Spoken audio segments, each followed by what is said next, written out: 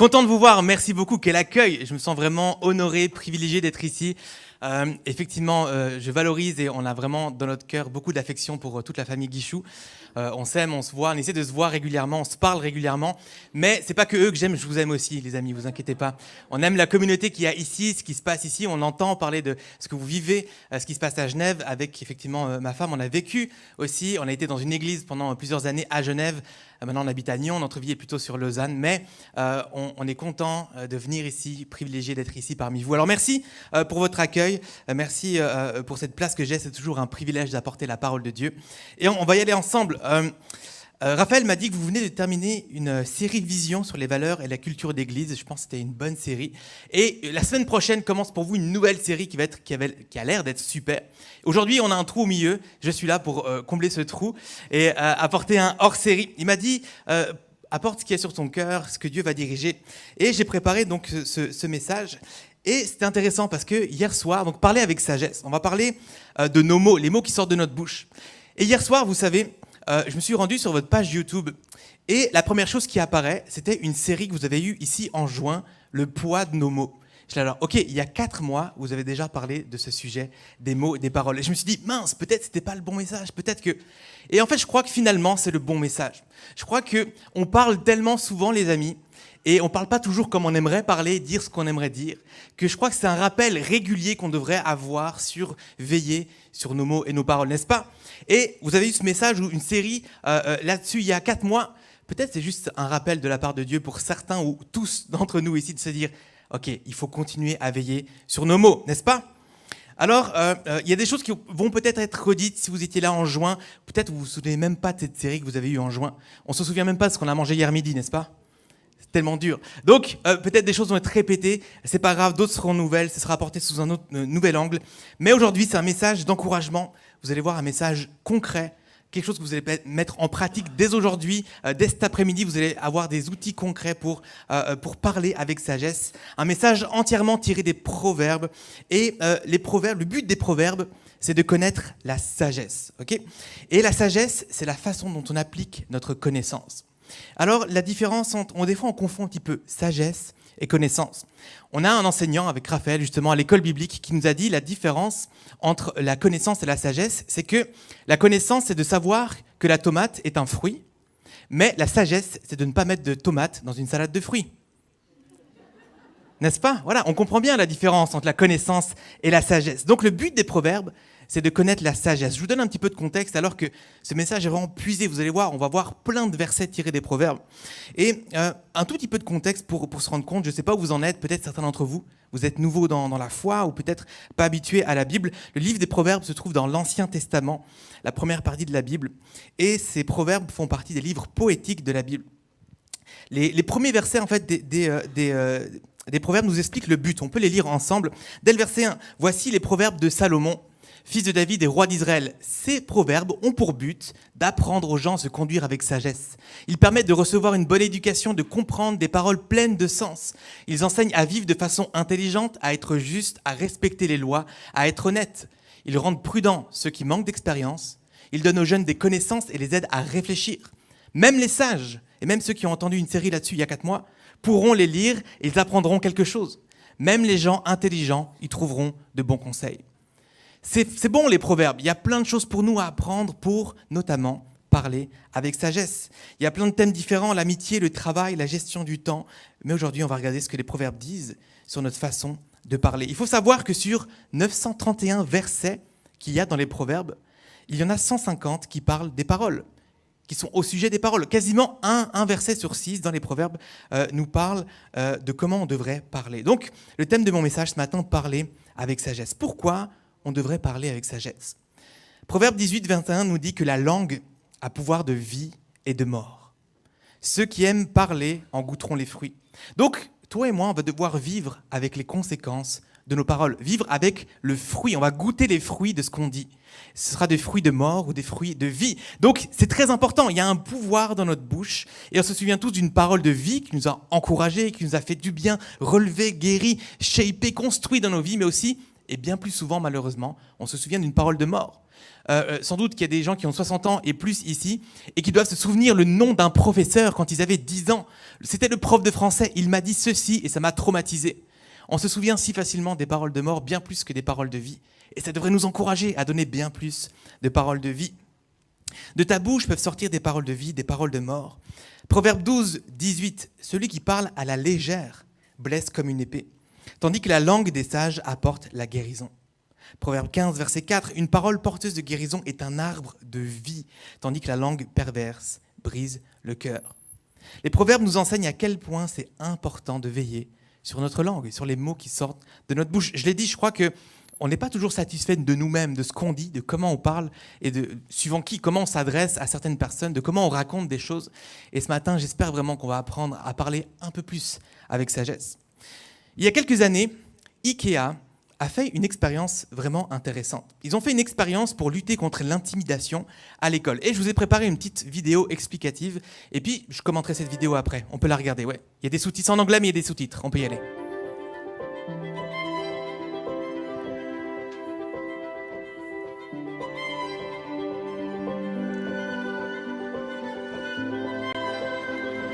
Nobody likes you. No one notices when you're in the room. You're a mistake. You're useless. You're not even green.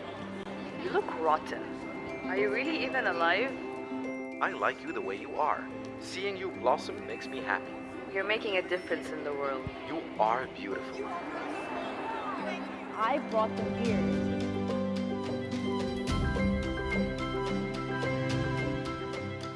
As the weeks passed, I started noticing that the one that was being bullied started kind of to droop.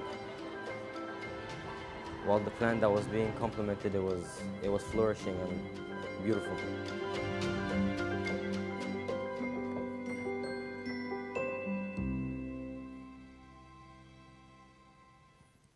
Incroyable, n'est-ce pas?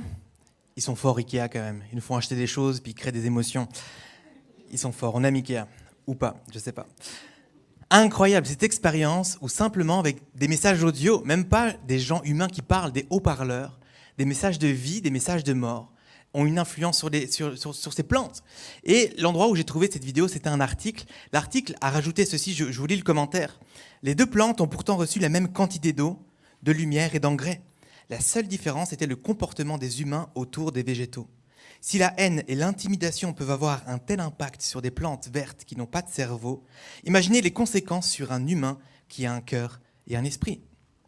Ta langue a un pouvoir de vie et de mort, bien plus que tu ne l'imagines, même sur les plantes. Donc, il faut vraiment qu'on apprenne à parler avec sagesse. Qui a envie de parler avec sagesse ce matin? Excellent, vous êtes avec moi.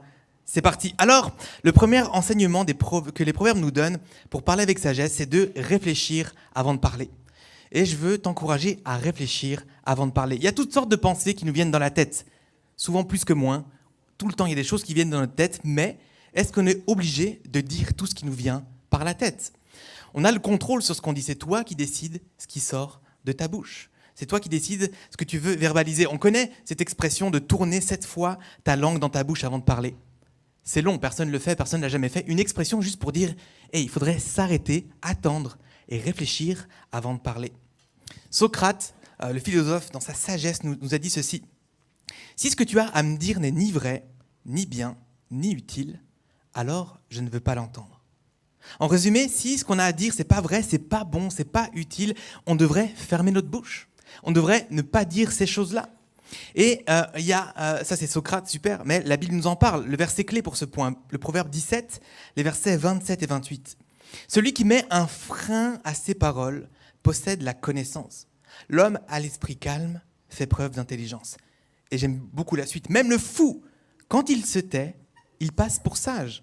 Celui qui ferme ses lèvres est un homme intelligent. Réfléchir avant de parler, ça veut dire maîtriser ce qu'on dit. Et des fois, on est considéré, d'après les proverbes, vous voyez dans les proverbes, souvent dans les livres poétiques, il y a les extrêmes, il y a le fou, il y a le sage, il y a la folie, la sagesse de chaque côté, le stupide, l'intelligent, etc. Et il faut maîtriser ce qu'on dit. Réfléchir avant de parler, ça veut dire maîtriser ce qu'on dit. Galates 5, on ne va pas le lire maintenant, dans le Nouveau Testament, parle du fruit de l'esprit, et il y a notamment la maîtrise de soi, maîtriser ce qu'on dit. L'apôtre Paul, dans le Nouveau Testament, Romains 7, 19, il va dire « Je fais ce que je ne veux pas, et je ne fais pas ce que je veux ». Et autrement dit, c'est comme s'il disait je dis ce que je ne veux pas, et je ne dis pas ce que je veux. Et ça m'arrive très souvent de dire quelque chose qu'en fait, j'aurais pas voulu dire. Et des fois, j'aurais dû dire quelque chose, mais je ne l'ai pas dit. Trop souvent, ça nous arrive, on doit maîtriser notre langue. Et on voit la difficulté. Jacques 3, verset 7-8. L'homme est capable de dompter toutes sortes de bêtes sauvages, d'oiseaux, de reptiles, d'animaux marins. Et effectivement, il les a domptés. Mais la langue, aucun homme ne peut la dompter. C'est un fléau impossible à maîtriser. Elle est pleine d'un venin mortel. Il faut qu'on maîtrise notre langue. Et même si les hommes sont capables de dompter toutes sortes d'animaux, notre propre langue, ce tout petit membre-là, il est difficile à dompter. Et je peux donner toutes sortes de conseils pour nous pousser à réfléchir avant de parler, mais je crois que le premier conseil, c'est juste qu'on a besoin de Jésus.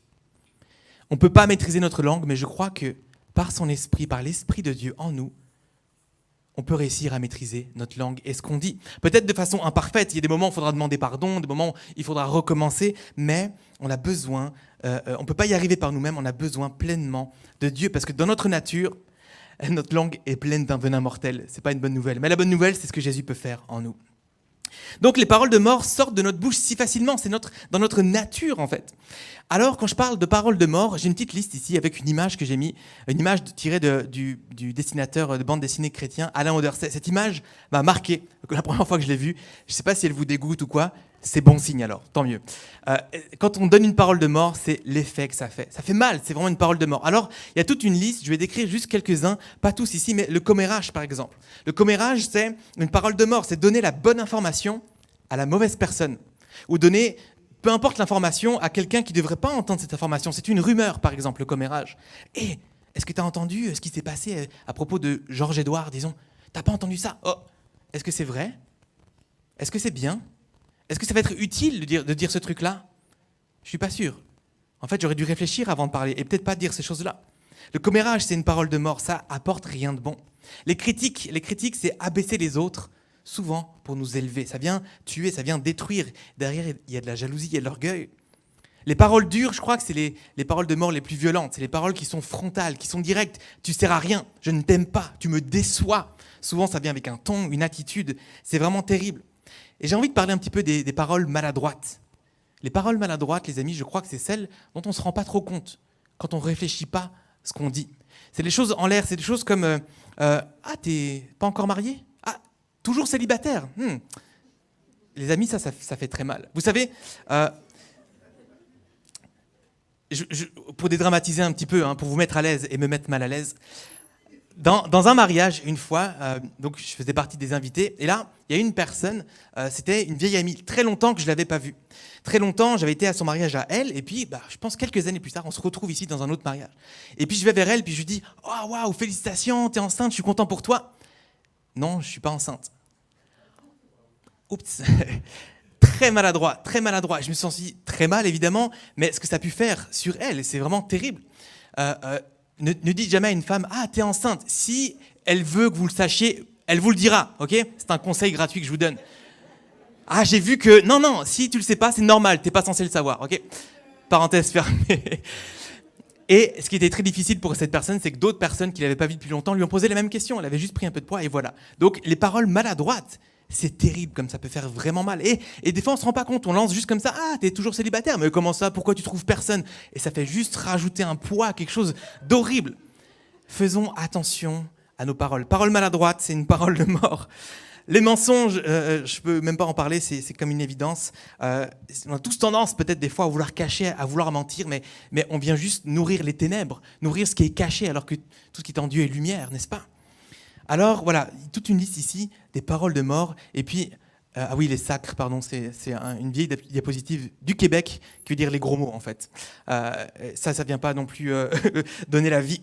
Donc, il y a toutes sortes de paroles de mort qui sortent de notre bouche. Et j'aimerais vous donner 3 proverbes, 3 textes tirés des proverbes, 3 conseils pour mettre un frein à nos paroles, pour nous aider à réfléchir avant de parler. Premier conseil, parle moins.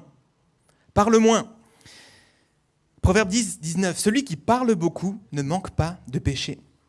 mais celui qui met un frein à ses lèvres est un homme avisé. Est-ce que tu remarques que le texte nous dit « Celui qui parle beaucoup ne manque pas de péché ». Les paroles de mort ne font pas que du mal aux gens, elles font du mal à Dieu en fait. Tu viens pécher en fait quand tu donnes une parole de mort, ça déçoit aussi Dieu.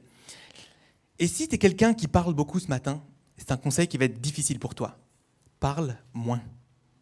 Parle moins, parce que si tu parles beaucoup, il y a plus de chances que les mots qui sortent de ta bouche soient des paroles de mort. C'est statistique. Et des mauvaises choses sortent si facilement de notre bouche. Et je ne sais pas combien d'entre vous ici disent « Non, mais moi, c'est qui je suis, moi. Oh, moi, je suis une pipelette. Moi, je parle tout le temps. Non, on ne peut pas s'arrêter à dire « c'est qui je suis ». Ça ne marche pas, parce que c'est une parole de mort. On ne peut pas juste s'arrêter à ça et dire « Oh, c'est qui je suis comme ça ». Non, non.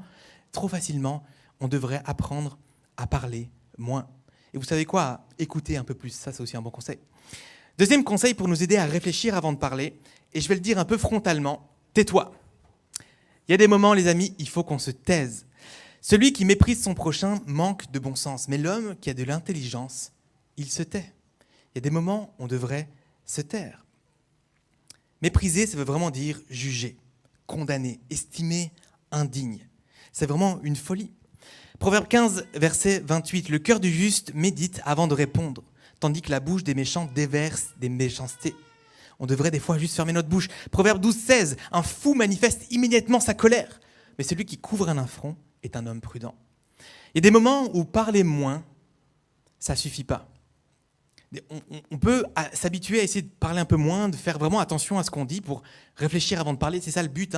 Je l'ai mis à chaque fois après les références. On garde ça en tête. L'idée, c'est de réfléchir avant de parler, de maîtriser ce qu'on dit. Des fois, parler moins, ça va nous aider à réfléchir à ce qu'on dit. Mais ça ne suffit pas. Des fois, il faut juste qu'on ferme notre bouche avant de faire mal, avant de blesser quelqu'un. Dans une dispute, par exemple, quand tu es sur le point de dire « t'es vraiment comme ta mère », là, on aurait juste dû se taire à ce moment-là. Et il y a toutes sortes de paroles qui peuvent sortir, et puis des fois on sent venir ces choses-là, puis il faudrait juste se fermer pour ne pas dire une parole de mort. Une situation difficile et que tu veux détendre l'atmosphère avec une blague, mais c'est une blague inappropriée. Et là tu sors quelque chose, puis en fait c'est plus malaisant, ça vient plus blesser. Non, il aurait fallu se taire plutôt que de donner cette blague. Et il y a des moments, comme je l'ai dit, il faudrait juste écouter, plutôt que de conseiller. Je m'adresse particulièrement aux hommes ici. On aime beaucoup résoudre les problèmes de notre femme qui ont juste besoin d'être écoutés, n'est-ce pas? Très souvent, j'essaye d'écouter et au fond de moi, je suis là, je veux résoudre tous les problèmes. Non, ma femme a juste besoin d'être écoutée puis que j'accueille ce qu'elle vit en ce moment. Et des fois, il faudrait juste que je parle moins et que je me taise et que j'arrête simplement de vouloir résoudre le truc et que j'écoute. Alors, parler moins, oui, mais des fois, je crois que la Bible nous enseigne qu'il faudrait juste qu'on se taise pour éviter qu'une parole de mort puisse sortir. Donc réfléchir avant de parler, et des fois parler avec sagesse, c'est se taire. Et le troisième conseil, pour réfléchir avant de parler, retire-toi. Quand tout va bien, c'est facile de se maîtriser, de maîtriser ce qu'on dit. Quand on est disposé, qu'on est reposé, que tout va bien, on discute avec des amis, c'est un peu plus facile de maîtriser ce qu'on dit. Mais vous savez, on a tous une corde sensible en nous. Et il y a des gens, c'est des très bons guitaristes avec cette corde-là. Ils viennent jouer, gratter sur cette corde comme ça. Ça vient bouillonner en nous, bouillonner. Et il faut faire attention, vraiment attention de ce qui peut sortir de là. Ce qui bouillonne là, ce qui macère pendant longtemps, quand ça sort, c'est pas très beau. Souvent, des fois, on dit vomir des paroles. Le vomi, c'est pas très beau. Okay. Donc, ce verset est affiché. S'engager dans un conflit, c'est ouvrir une vanne. Avant que la dispute n'éclate, la Bible nous dit quoi? Retire-toi. Et j'aime beaucoup l'image. Moi, je suis quelqu'un de très visuel, je ne sais pas vous, mais s'engager dans un conflit, aller dans la dispute, y aller, c'est comme ouvrir une vanne. Moi, j'imagine une vanne avec beaucoup de pression d'eau derrière. Et si on l'ouvre, ça sort d'un coup. Et la parole de mort, elle sort d'un coup comme ça. Et c'est très dur de refermer la vanne une fois que c'est ouvert. Et puis ça sort, puis ça fait beaucoup de dégâts, toute cette pression-là. Ça sort, il y a vraiment cette explosion-là qui sort. Et c'est dangereux, c'est pas sage. Alors qu'avant que la dispute n'éclate, retire-toi. Comme j'ai dit, il y a des moments où c'est facile, mais dans les moments de tension, ça peut être quand tu t'énerves avec un collègue ou quand tu es, dans ton couple, dans ta famille ou avec tes enfants, la pression monte, et puis là, tu essaies de parler moins, tu essaies de prendre sur toi. Peut-être tu te tais et puis tu dis, oh là, il faut que je me taise, ça va sortir. Et là, ça va vraiment sortir, puis tu sais que tu n'arrives pas juste à te taire, puis que ça doit sortir. C'est le moment de te dire juste, ok, je m'arrête. Et non, on ne va juste pas continuer cette conversation maintenant, parce que je ne veux pas ouvrir la vanne. Change de pièce. Va-t'en, va appeler quelqu'un, va te promener, prie 2 minutes, mais va-t'en plutôt que de donner une parole de mort. C'est ce que la Bible nous dit. Retire-toi plutôt que de donner une parole de mort. Donc pour réfléchir avant de parler, tu peux parler moins, tu peux te taire, mais des fois ça ne suffit pas. Et je t'encourage juste à te retirer, calmer les choses, et puis revenir dans cette conversation peut-être de façon plus calme. On n'a pas le temps de regarder dans le détail, mais en lisant les évangiles, tu vas remarquer que c'est ce que Jésus appliquait dans sa vie. Combien de fois Jésus, en fait, reste juste silencieux ? Ou juste dit une parole juste à propos. C'est ce que Jésus faisait. Donc si tu veux relire le Nouveau Testament, regarde comment Jésus parlait, comment il répondait, comment il se taisait. Tu verras, c'est similaire à ça. Et ça peut paraître contraignant de se dire, attends, mais c'est un peu compliqué là, de vraiment réfléchir à ce que je dis, de tourner cette fois la langue dans ma bouche, de veiller, de parler moins, de me taire, de me retirer. C'est pas toujours faisable, c'est pas toujours facile. Est-ce que vraiment c'est un peu compliqué ? C'est compliqué, mais ça en vaut la peine. Les amis, ça en vaut la peine parce que c'est important de prendre le temps de comprendre si ce que tu vas dire contribue à la vie ou à la mort. Je le rappelle, ce que tu dis contribue à la vie ou à la mort. Et c'est important de veiller à ce qu'on dit. Donc ça, c'est des outils pour toi. Et peut-être, il y en a certains d'entre vous, vous ne parlez jamais. Vous êtes dans le premier truc ou dans le deuxième, je me tais. Mais tout d'un coup, ça éclate. Et c'est le moment peut-être de maîtriser puis de se retirer. Vous savez là où est votre défi. Alors si on est capable de donner des paroles de mort, on est aussi capable de donner des paroles de vie. Amen. On veut donner des paroles de vie, c'est mon deuxième point ce matin. Donne des paroles de vie en abondance, donne-les. Proverbe 15, verset 4, une parole porteuse de guérison est un arbre de vie. De nouveau, c'est très imagé, un arbre de vie. Il y a un fruit de vie qu'on peut faire pousser dans la vie des gens avec nos mots, avec nos paroles. C'est vraiment fou. En fait, l'idée, c'est pas seulement d'éviter de donner des paroles de mort, mais c'est de porter un fruit de vie dans la vie des gens. Être chrétien, c'est pas juste d'être poli avec ton employeur ou tes professeurs ou tes amis, c'est être un canal de vie, c'est de transmettre la vie, proclamer des paroles de vie, encourager, édifier. Raphaël, dans cette série, justement, il y a 4 mois, j'ai écouté un bout de son message, il l'a dit justement, on a été créé à l'image de Dieu. Et Dieu a tout créé par sa parole. Sa parole est toute puissante. L'être humain, la créature, la terre, le ciel, l'univers, tout a été créé par sa bouche, par les mots qu'il dit.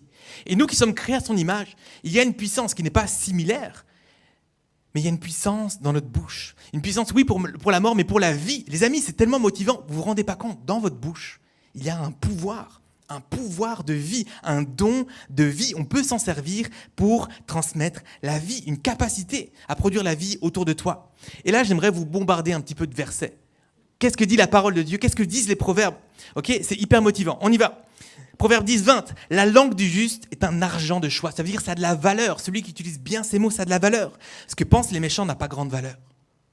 Proverbe 10, 21, par ses lèvres, le juste est le berger d'un grand nombre. Par tes lèvres, par ce que tu dis, tu peux prendre soin, entourer, veiller, protéger. Tu peux être un berger avec tes mots. Proverbe 12, 14, par les paroles du juste, on peut recueillir du bien en abondance et l'on reçoit le salaire de ses œuvres. Proverbe 12, 25, le souci au fond du cœur déprime un homme, mais une parole d'encouragement lui rend la joie. Tu peux rendre la joie des gens qui sont tristes autour de toi. Proverbe 15, 23. Savoir donner la bonne réponse est une source de joie. Et combien est agréable une parole dite à propos. On l'a vécu ça. Des fois, on se sent mal d'une mauvaise journée.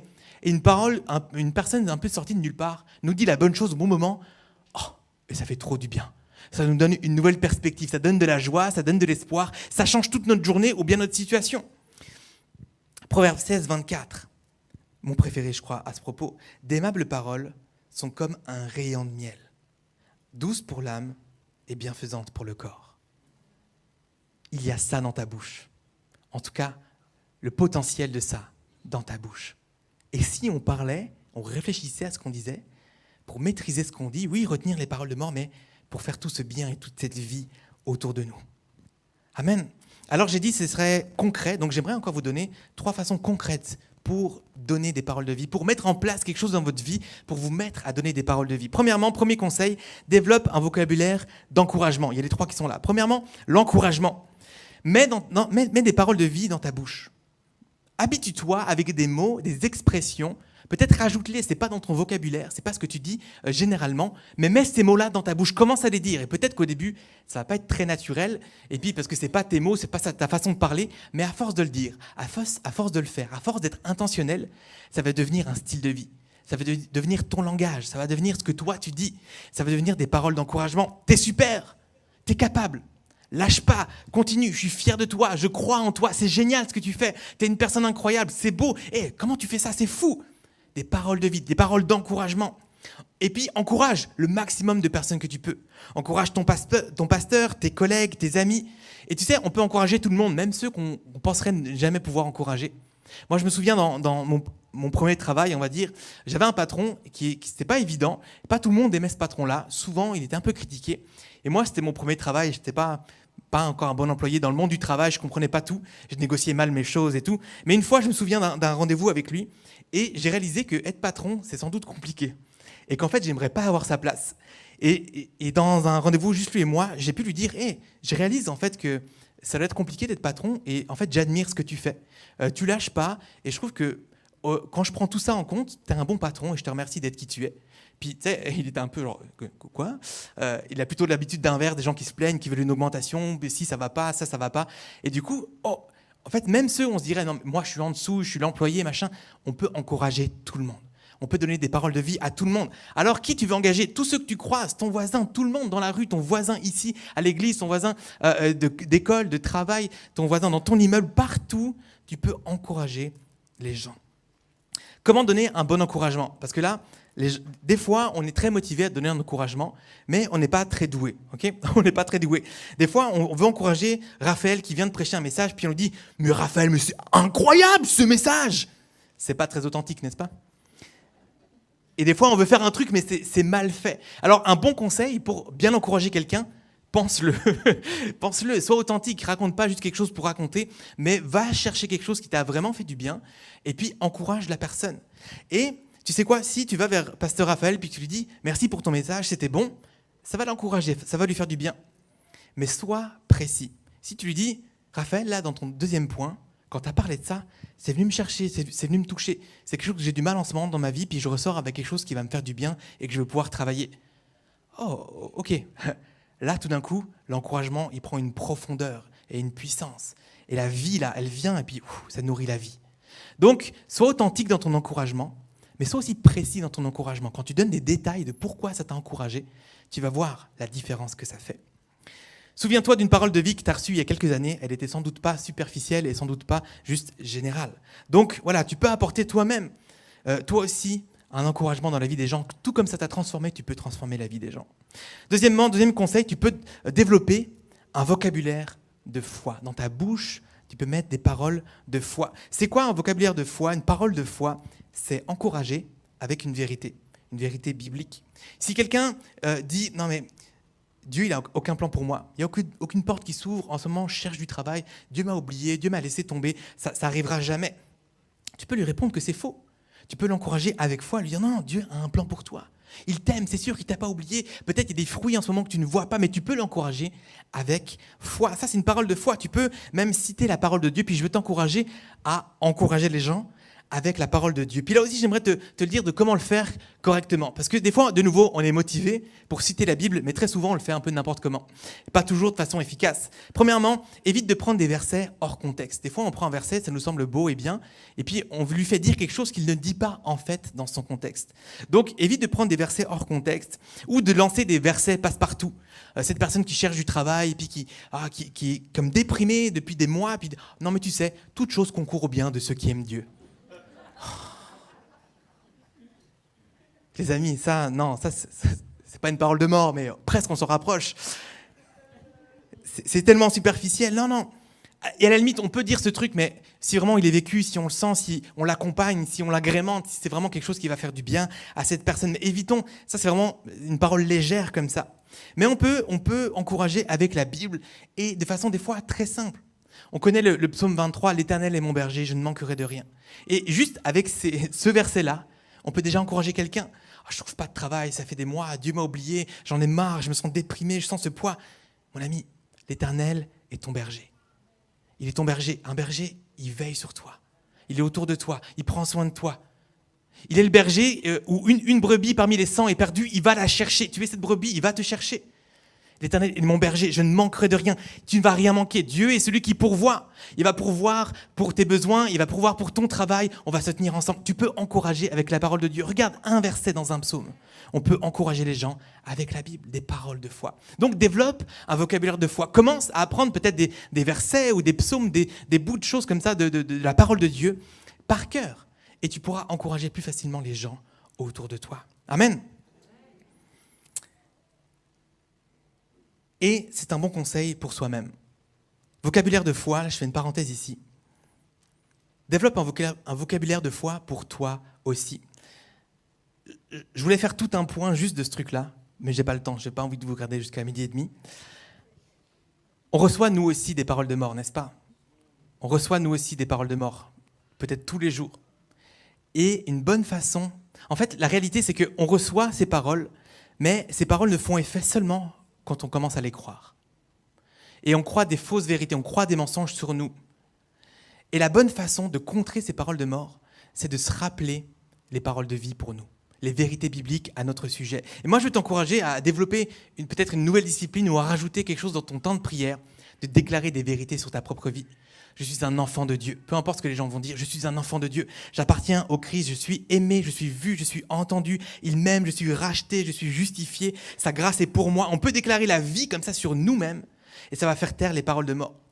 Je sais pas, j'ai reçu il y a quelques années un casque audio avec une fonction réducteur de bruit. Il y en a qui ont ça. Vous voyez ce que c'est cette fonction réducteur de bruit? Non, oh, c'est trop bien, comme ça je peux expliquer.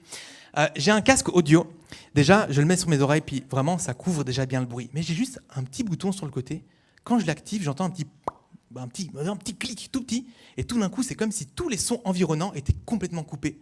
Je m'entends respirer, je m'entends avaler, c'est assez fou. Comment ça fonctionne? C'est que dans ce casque audio, il y a un petit récepteur qui reçoit en fait les ondes des bruits environnants, et un petit émetteur qui vient donner une onde opposée. Une onde opposée. Ça vient annuler tous les bruits qui sont aux alentours et puis on peut vraiment bien écouter la musique et tout le reste ou travailler en open space facilement. Et en fait, ces paroles de vie, elles sont aussi pour toi. Ces paroles de foi, elles sont pour toi.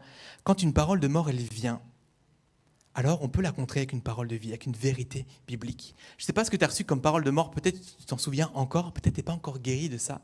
Peut-être en reçois encore régulièrement à l'école, dans ton travail, des critiques, des jugements, des regards qui se posent sur toi. Une bonne clé pour détruire les paroles de mort sur ta vie, c'est de déclarer les paroles de vie sur ta vie. D'arrêter d'écouter ce que les gens disent de toi et de commencer à écouter ce que Dieu dit de toi et ce que la parole dit de toi. Amen. Parole de foi pour les autres, mais aussi pour toi. Et je vais inviter l'équipe louange à me rejoindre, commencer un fond musical. Je vais terminer avec ce troisième conseil. Développer un vocabulaire de reconnaissance. Les amis, la reconnaissance, c'est une clé pour ta propre vie, mais aussi pour les gens autour de toi. Pour ta propre vie, est-ce que vous connaissez le syndrome du biscuit cassé? Le syndrome du biscuit cassé. Alors, vous vous levez le matin, et puis, vous savez, vous prenez le petit doigt de pied dans le coin de la table. Ça commence bien.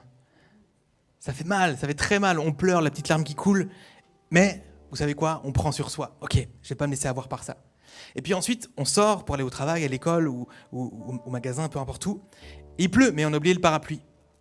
Ok, je prends sur moi. On marche dans une flaque. Oh non, bon, je prends sur moi. Je continue. Et puis ensuite, on a un rendez-vous avec quelqu'un. Cette personne ne vient pas. Ok, la sale journée. Je prends sur moi. Et ensuite, continue toute cette journée comme ça, compliquée. Puis à 17h, on a quelqu'un qui vient à la maison, puis on boit un thé. Puis on sort un biscuit, on le donne à l'autre personne, puis le biscuit, le nôtre, il est là, tu le poses à côté de toi, puis il se casse. Et là, t'éclates pour toute la journée. Et la personne en face de toi, c'est un biscuit, calme-toi. Ce n'est juste un biscuit. Oui, mais le parapluie, de quoi tu parles? Plutôt que prendre sur soi, puis de contenir toutes ces choses-là, on peut juste mettre de la reconnaissance dans nos vies pour chaque chose. À chaque moment de notre vie, de nos journées. Et ça vient amener de la joie, de la simplicité, de la légèreté. Et puis l'accompagnement de Dieu. Être reconnaissant envers Dieu pour ce qu'on a, pour ce qu'on peut faire, pour mes chaussures, pour mon pantalon mouillé, pour mon petit doigt de pied. Il est vivant, mon petit doigt de pied, je le sens, il a cogné. la reconnaissance. Et comme dit, c'est pas juste être reconnaissant, c'est développer un style de vie. Un style de vie où on est constamment reconnaissant, on est constamment dans l'encouragement, constamment à vouloir donner des paroles de vie, d'encouragement, de foi et de reconnaissance. Tu sais, avec notre fils, il a un peu plus de 2 ans et demi, tous les soirs, on lui dit « Pourquoi est-ce que tu veux dire merci à Jésus aujourd'hui ?» Et il y a des journées, c'est très compliqué. En ce moment, je vous l'avoue, c'est très compliqué. Et quand lui, il me dit « Papa, toi, pourquoi Jésus, merci ?» C'est sa façon de poser la question. Et des fois, je suis là genre, j'ai juste envie de dire rien parce que je ne suis pas disposé, la journée a été vraiment terrible. Et quelque part, je suis obligé de réfléchir, de dire ok, je vais faire l'effort de voir. En fait, il y a toujours une raison pour laquelle être reconnaissante. Et je me souviens, cette semaine, je me suis surpris à dire, moi, je suis reconnaissant pour ChatGPT. Ça m'a fait gagner tellement de temps dans mon travail. Il y a toujours un truc, même des fois subtil, où on peut dire merci pour ça. Merci pour le lit, merci pour le lait pour nos enfants, merci pour tellement de choses. Il y a toujours quelque chose pour lequel on peut être reconnaissant. Et c'est une clé pour toi, pour traverser la vie, les journées, mais aussi pour les gens autour de toi. Apprends à dire merci. Merci et la reconnaissance vers les autres, c'est une parole de vie. Ça fait du bien aux gens. On reconnaît ce que les autres ils ont fait ou qui ils sont. La reconnaissance, on reconnaît quelque chose, on reconnaît la valeur des gens, on reconnaît ce qu'ils ont fait. C'est précieux. Dire merci, les amis, il vaut mieux dire merci plus que pas assez.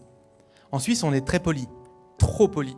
Hein, quand tu rentres dans un ascenseur, pardon, bonjour, excusez-moi, oui, quoi, oui, non, merci, le bouton.